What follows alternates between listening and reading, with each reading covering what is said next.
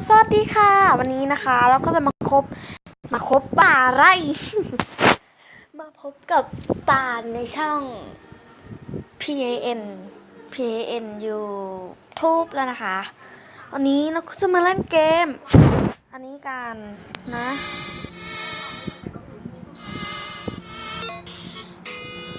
นี่ค่ะประมาณนี้นะคะ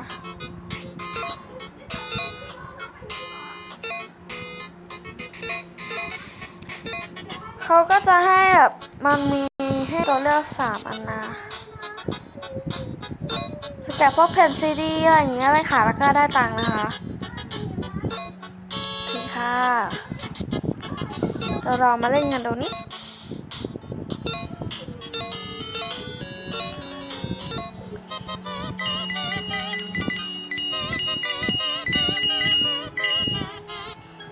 เสร็จแล้วเราก็เข้าไปบ้านกัน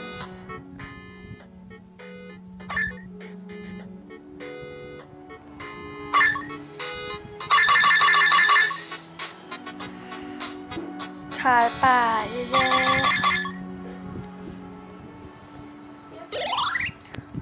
ๆอันแทนได้มาแล้วนะคะว้าวตอนนี้นะคะ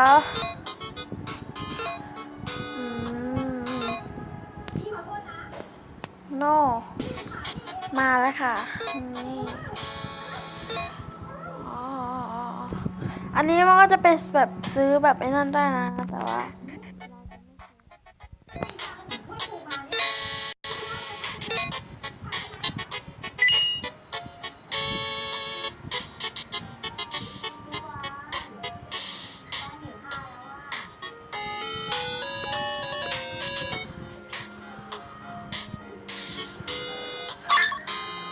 นะคะเราไปดูค่ะ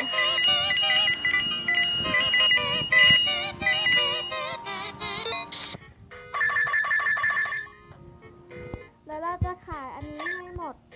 นะคะนี่ค่ะเราก็ได้มาแล้วนะคะโอเคได้เป็นแบบเต็นท์มาแล้วนี่นะคะโอ้ยดูบ้านแบบสุดยอดนะ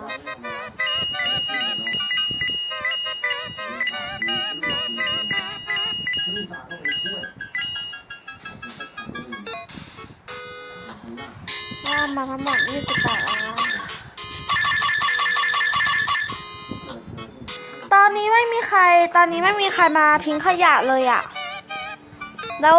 ขยะของเราก็หมดแล้วด้วยเหลืออีกนิดเดียวนะคะลาร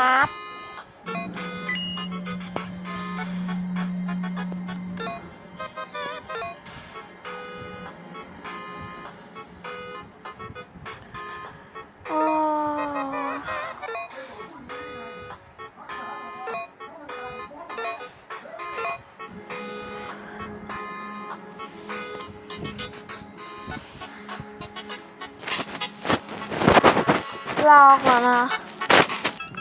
เราก็จะรอกระป๋องมาเรื่อยๆนะคะเนี่ยมันก็จะเข้ามา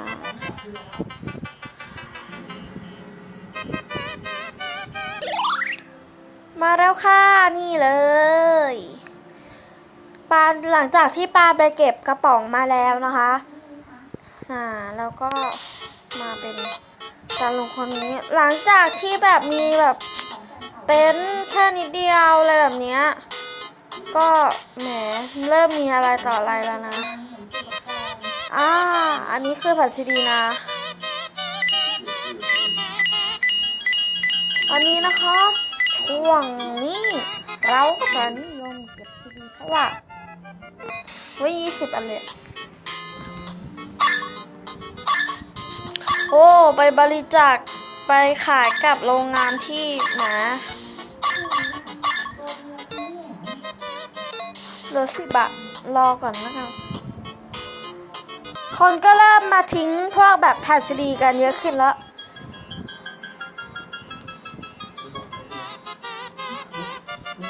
เอาละค่ะตอนนี้นะคะคนก็มาทิ้งแผ่นซีดีกันเยอะมากเราก็จะเก็บกันไปเลยไหมหรือว่าจะรอให้มันเต็มก่อนไหมโอเคงั้นเดี๋ยวรอกันก่อนเนาะโอ้ โอ้เมื่อไรจะได้บ้านสูงๆดีๆมั้งเนาะวันนี้ก็มีคนมาลงประมาณนิดหนึ่งอ่ะยังไม่เยอะพอสมควรเลย แต่ว่ามันจะชอบไปเบียดกันมากกว่าแล้วเราเก็บกันเลยนะคะเดี๋ยวมันน่าจะมีว้าวตอนนี้นะคะก็ได้เยอะมากงั้นเราต้องเก็บกันแล้วล่ะมันมาแบบคู่หรือเปล่าอ่ะ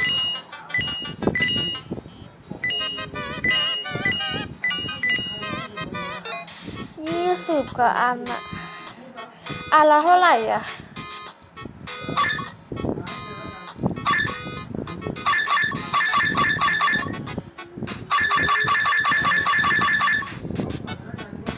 หมดแล้วต้องรอค่ะ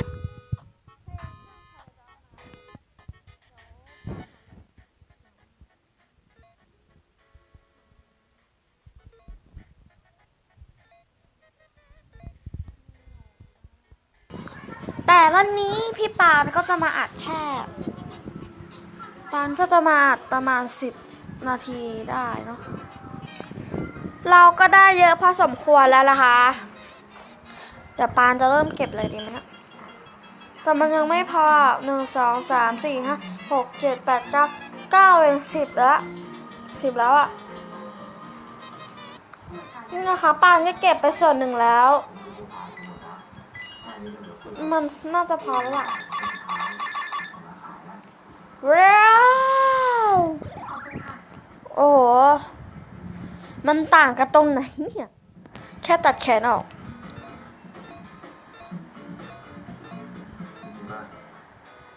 แต่ไม่เป็นไรนะบ้านก็ดีอยู่พอสมควรว้าวทีนี้เราต้องเก็บให้ประมาณ500 ชิ้นนะคะแหมมาแล้วค่ะเราจะมาเก็บกันเนาะเดี๋ยวปาขอตัวเก็บก่อนแล้วกันนะตอนนี้ปาเก็บมาได้ประมาณ20 ชิ้นแล้วนะค่ะแต่ว่าไม่เอาดีกว่าเราจะเก็บไว้ก่อนหลังจากที่ปารอมาเกือบกลัวไม่ถึงดิ